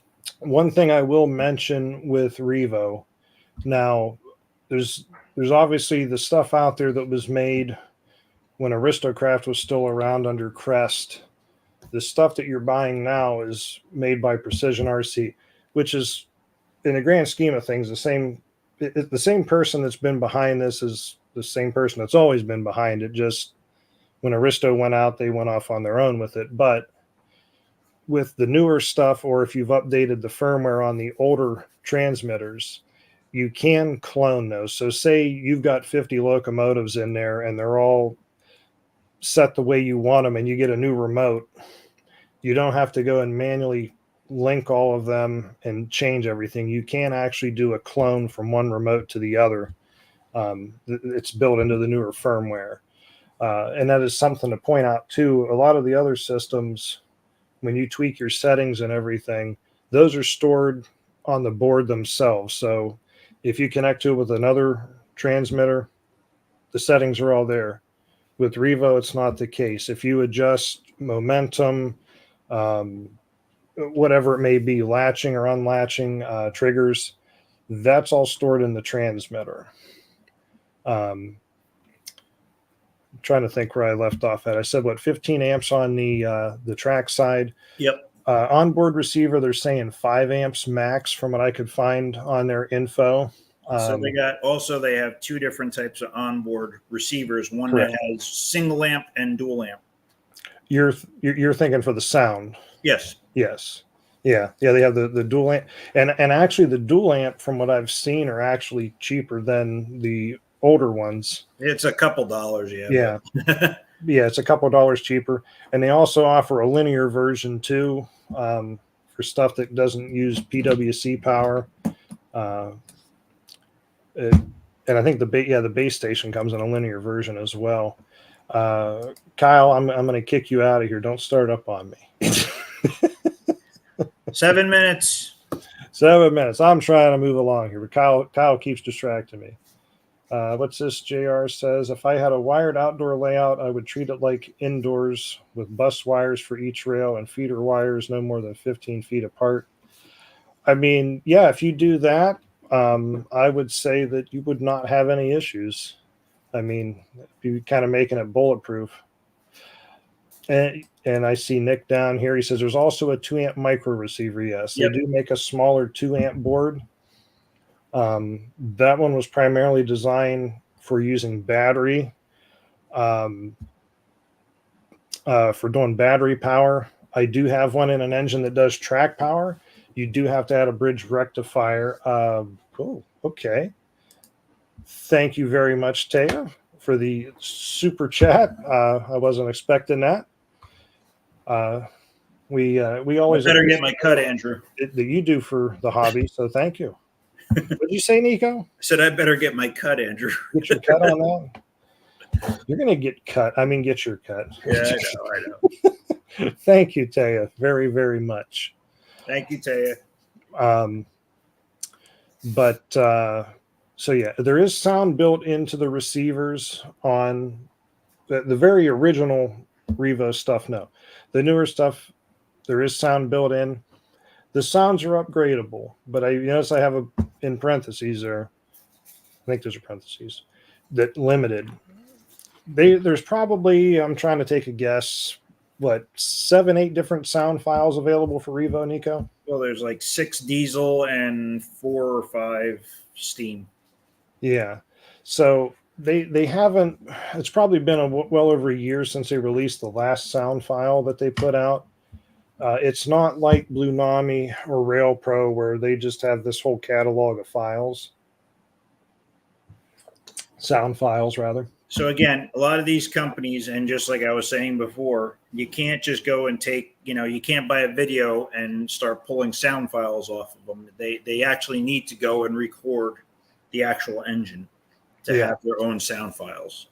So, and also to upgrade the sounds on Revo, you do have to buy a separate USB dongle that plugs into your computer yes, to do that. And the instructions for using, and I need to do a video on it because I had someone contact me about a week ago that was having some issues with getting that to work. It's just kind of confusing the way they have it written. It does work though. I use it all the time. Well, I wish I had known that. I would have sent them your direction because I was trying. It had been a while since I had done one. Yeah, and you have to download the file to the programmer and then download it from the programmer to the board.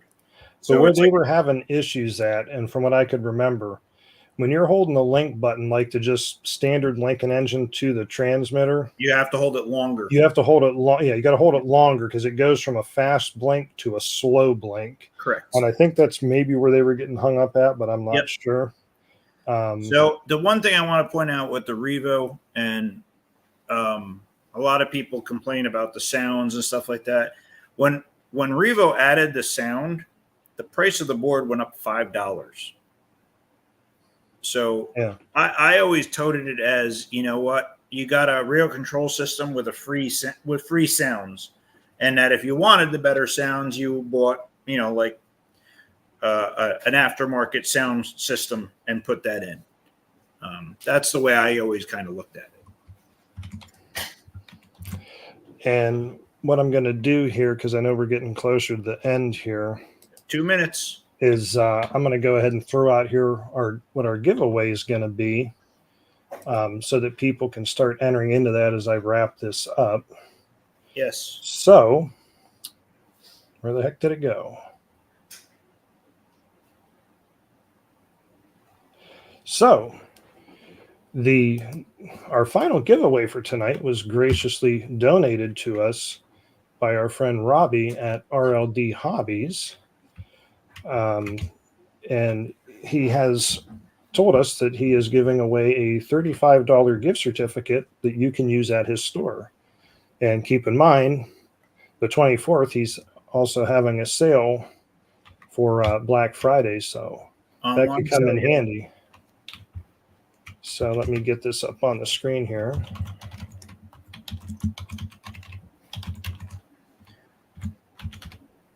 So do you have a next slide for this too? I do. Just give me 1 second here.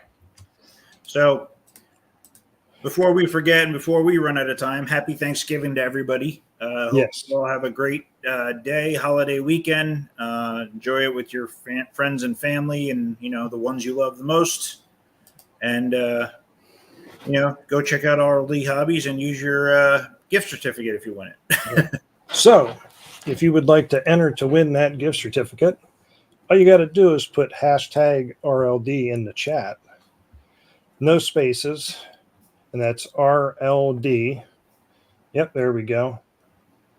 Kyle got it right, although he probably won't win. He'll get robbed. He'll get robbed. All right, so while everybody's throwing that in the chat, we'll finish off here. Yep, so hurry up. 1 minute. They do advertise a 400-foot range on it. I've never had too many issues with my stuff disconnecting with it. At RLD, like at the far end of the layout, I've lost connection, but I've really not had too many issues with it.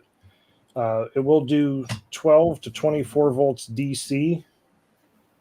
Yeah, you want to make sure you stay under that 24 volts. Yeah, you don't want to go. Yeah, don't go over to 24.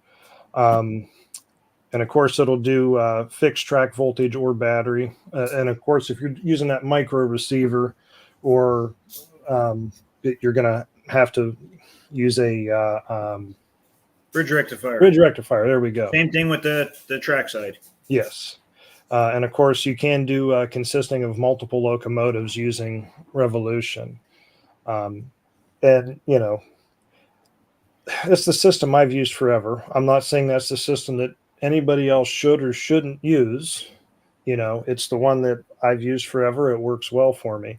And pretty much the point of what I was trying to say at the beginning of this is I don't see any of these systems as better than the other because they all have their pros and cons to them. And it's all about what works well for you.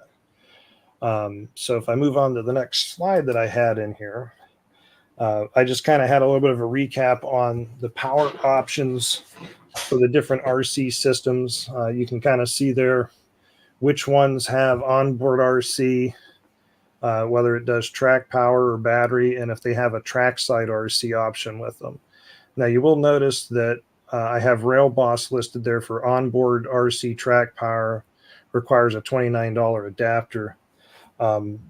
I believe what that is they don't have a bridge rectifier built into theirs, if I remember correctly. And that addition is to add that into it.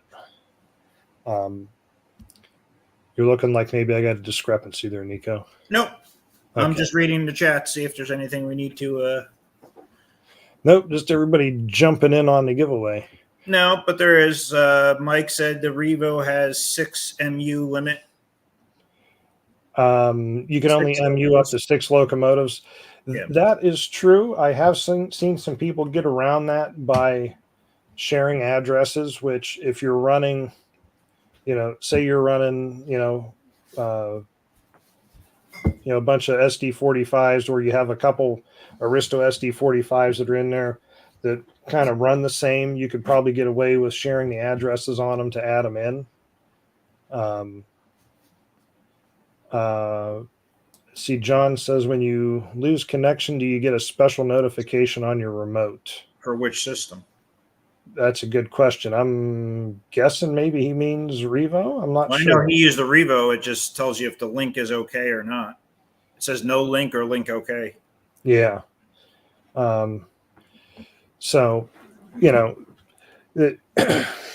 there's a good range of stuff there. Now, my very final slide that I have here before I bring it up, I did my best to find the average pricing for this stuff. This is from no specific source.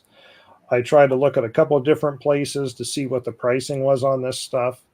So as far as your RC systems, this is what I found average pricing to be. You can probably find it a little bit cheaper, a little bit more, depending on where you look at. Kyle, I would pay to see you turn into a pumpkin. And there's the answer to your question, Taya. There's my price list. So you do have these as transmitter, onboard receiver, track. The only thing I see that you're missing is the full, like some of them are sold as full systems, not. They are, and I excluded that because for the most part, it seemed like when you broke it down, they still priced out the same. Roughly, yeah. I know, I'm just saying. And since everybody didn't offer it that way, I figured I'd just do the breakdown. But you are correct. If you take, the cost of the transmitter and add the onboard receiver or the trackside receiver price to that, that's about what you'll pay for the starter sets for them. The Pico RC, where I have listed trackside and onboard receiver, that's actually misleading because they don't sell those separately. Those all come with a remote. So for $95 for the Pico RC onboard, or $215 that I have listed for the trackside, that comes with the key fob. But if you need to buy an additional one, those are $30. But going off this chart, you can kind of get an idea of, if you got a bunch of locomotives, it all depends. If you got a few locomotives, one system might be a better price point for you. If you got a whole bunch of them, it can start adding up. It just all depends. Yep. And like our friend Kenny says here, he's a DC track power guy and he uses a Bridgeworks power supply. I mean, just like it really makes my point even more. It's all about the system that works right for you. And the system that works right for Kenny is using an old school transformer. I don't know. I mean, once you get into the RC and the options you have, and able to, control multiple trains on one track, and when we had club meetings and people could run like 3 and 4 trains on one track, and everybody's running instead of somebody, only one going around at a time. It makes it to me, it brings the level of interaction up a little bit. I do agree. I mean, for me, like when I got into G scale and I learned about RC, that changed everything for me. And then when I learned about adding sound to stuff, it was like, oh wow, this is even better. Yep. So I can't say that I can complain about that. And I think Colin's lying. He does miss cleaning 1,000 feet, or is that 10,000? 1,000 feet of track. I don't miss cleaning any track because I have stainless steel. And I will throw that out there real quick. Our friend Cody does make a valid point, and that's actually in response to Larry Otis's thing here about getting a pairing between his Rail Pro locomotive and receiver. Yeah, but he said when he went outside the building, he got it.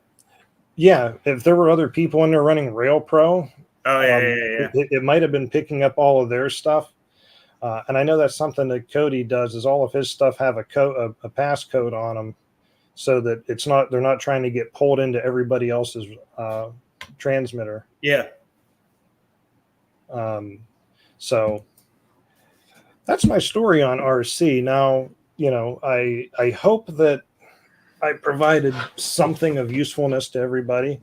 I know there's probably people that know way more about some of the things that I mentioned, but that's why I wanted to keep it to kind of a high level thing and just give people an indication of, the different options that are out there and available to them.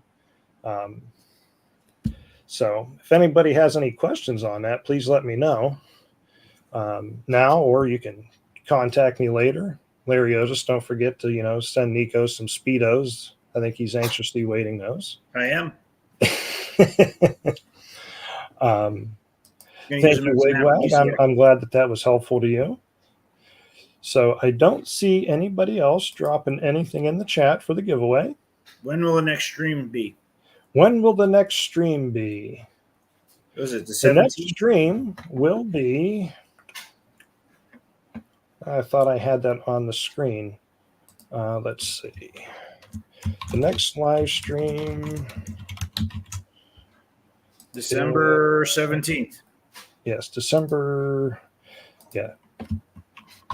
Let's see here.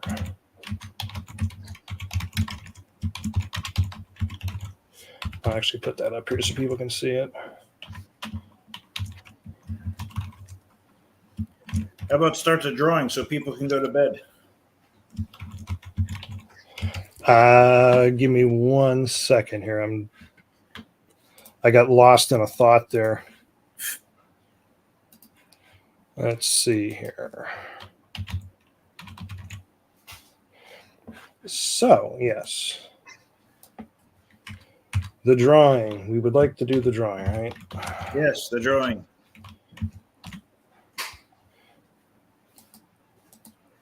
All right. So, yes, Manimal, I have to go to bed. I need to go to work in the morning. So, as you'll notice in the scroll at the bottom I just put up there, yes, the next show is December 17th at 7 p.m. And if you are familiar with Chris and his wife, Charlotte, right, Nico? Yep. Dixon of Me Love Trains, they're going to be our guests next month. And I think Chris might be wearing a Santa's hat. I'm not sure. We'll have to find out. So let's see who's going to win tonight's gift certificate for $35 to RLD Hobbies. And let's see here. And where we go? I thought I clicked on it. Where did it go? I don't know. Nothing's happened yet. Anticipation's killing everybody, I'm sure. I apologize. All right. So let's see who's going to win. Who's going to get robbed like Nico, I guess. That's it. Join the club.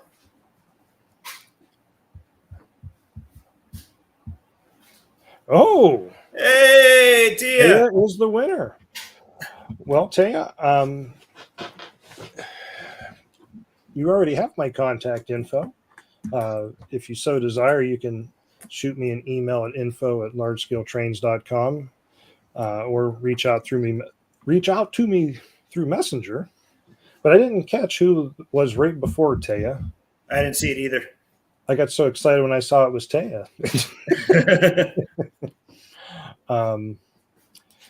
Thank you, Steve Dom. I'm glad you enjoyed the show.